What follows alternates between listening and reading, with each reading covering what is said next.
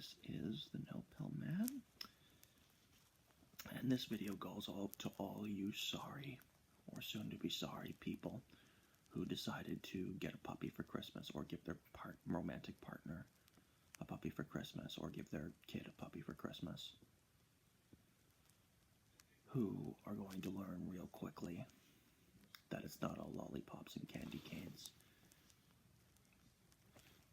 or just people in general looking for a cat. And today, I'm going to be talking about red flags to look out for in any trainer that you work with. So, the first and biggest red flag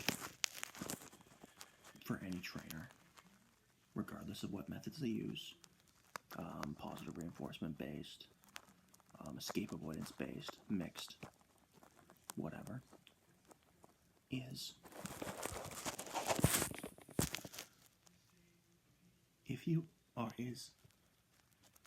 if they're not willing to meet you with their own personal dog or dogs in public, and have them off leash around heavy distractions with no tools.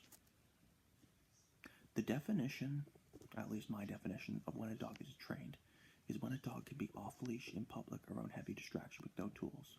That means no prong collar, that means no shock collar, just ideally butt naked in public, off leash around heavy distraction. And the amount of trainers that disqualifies on both sides is astounding. If they cannot accomplish this very basic task, admittedly that I haven't been able to accomplish, that's why I'm not a dog trainer, that they're not a dog trainer, they're, as my trainer would call, a used car salesman who's trying to steal your money, and they shouldn't be charging people. The second red flag to look out for is, do the dogs look suppressed in obedience? So, for example, when the dog is asked to heel, or to sit, or to down, or to come, does the dog tuck the tail between their legs and have their head down, and look like they're shaking and shitting themselves, basically? That's not good. Dogs should be active in obedience, not suppressed.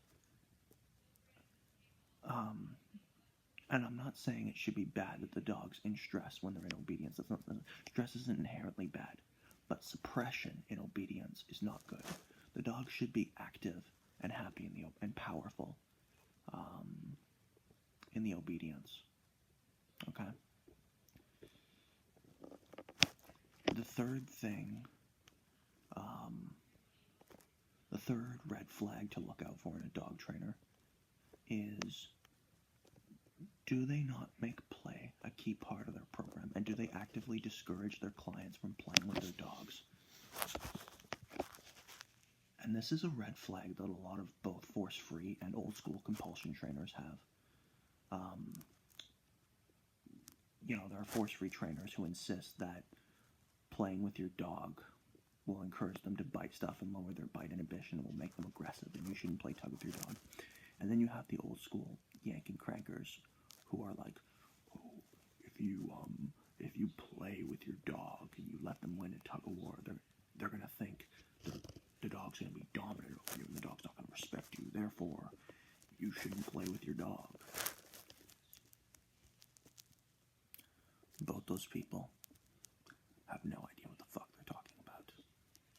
Play is an extremely important part of dog training. Any dog trainer that is worth their weight in salt, that I follow, that I look to for guidance, understands the essential role of play. And if they don't, and especially if they actively discourage their clients from playing with their dogs, that is a red flag.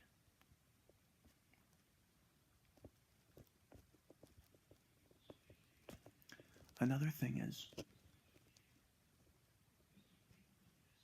do they confine themselves to a specific tool? Like in the context of escape avoidance training, do they confine themselves to a specific tool?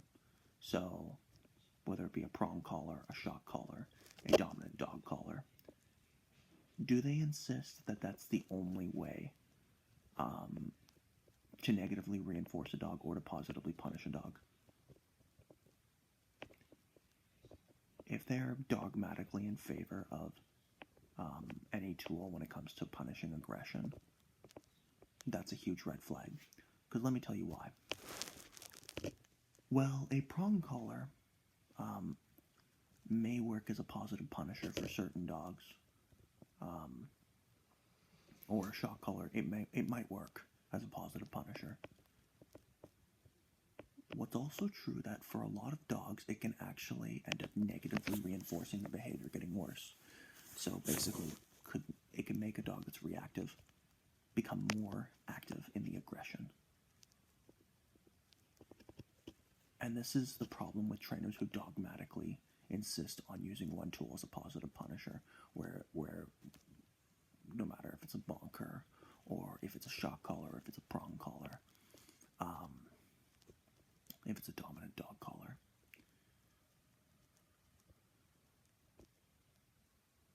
Because what happens when the magic tool that they worship doesn't work?